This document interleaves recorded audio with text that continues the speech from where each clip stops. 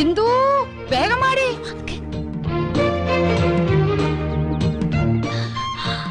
അരി അടുപ്പത്ത് തിളയ്ക്കുന്നു, കറിക്ക് അരിഞ്ഞു തീർന്നിട്ടില്ല. അതവിടെ കിടക്കട്ടെ. ദേ അങ്ങോട്ട് നോക്ക്.